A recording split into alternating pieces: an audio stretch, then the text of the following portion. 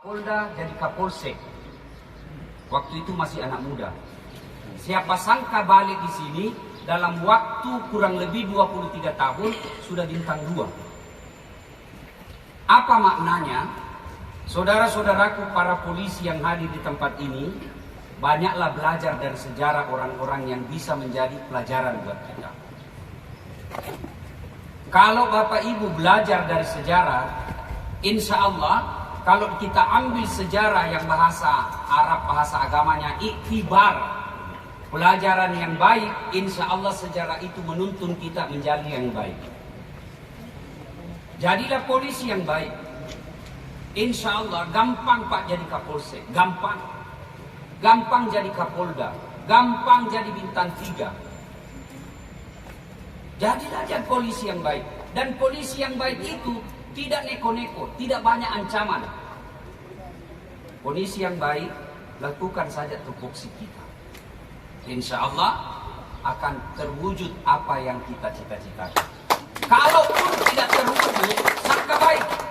Kalau tidak terwujud, jangan sangka buruk. Kenapa saya begini? Kenapa saya begini? Berarti Allah punya rencana yang baik.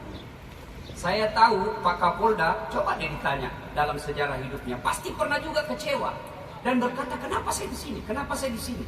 Ternyata Allah punya rekayasa, mau kok dipersiapkan jadi Kapolda Kalsel. Pasti ada. Dalam hidup saya sendiri, beberapa kali, nanti beberapa tahun kemudian saya baru sadar, oh,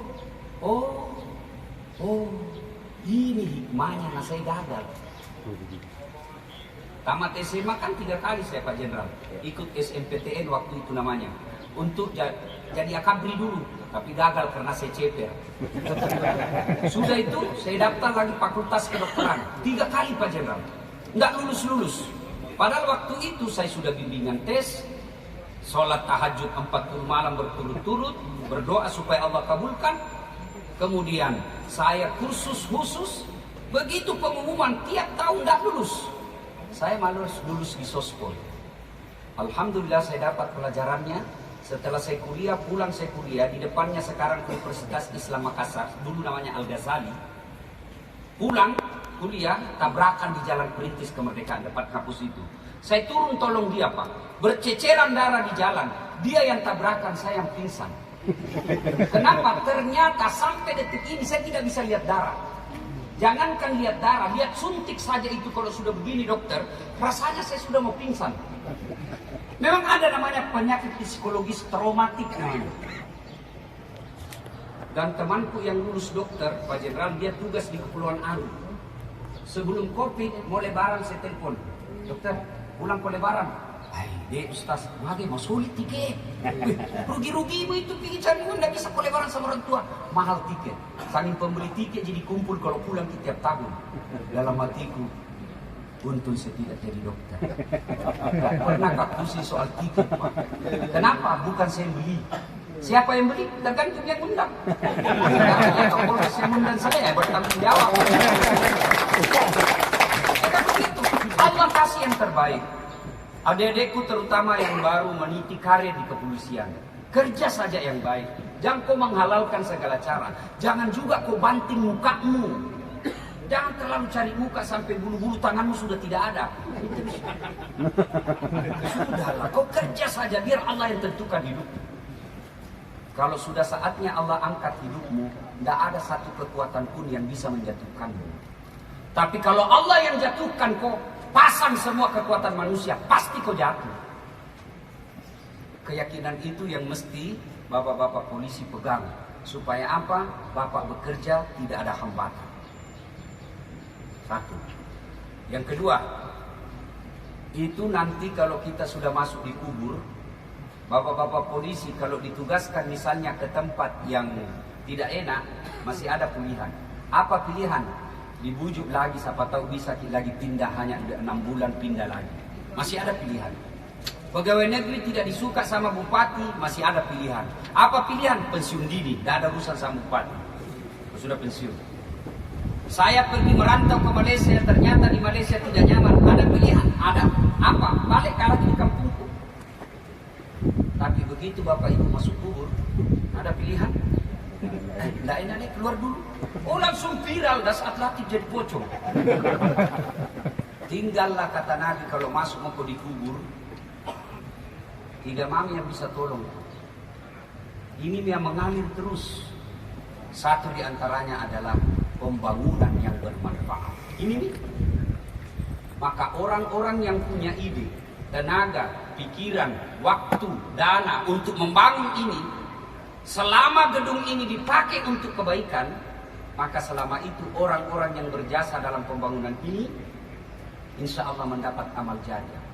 Termasuk yang tanda tangan tadi di sini. Ringkas kuliah tanda tangannya. Bapak Ibu saudara-saudara sekalian, maka selama bapak-bapak bertugas, tanamlah kebaikan. Kalau Anda muslim, perbaiki musala tempat bapak bertugas. Kalau Anda muslim ada masjid di situ yang sepi, perbaiki supaya orang datang ke masjid itu. Percayalah, pangkat jabatan pasti ada habisnya.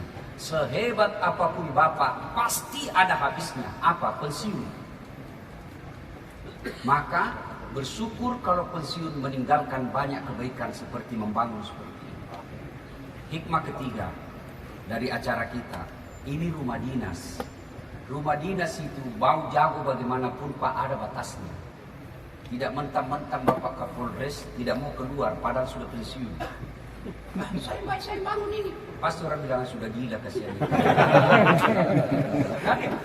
Maka selalu tanamkan, pasti ada batas yang Allah kasih kita waktu.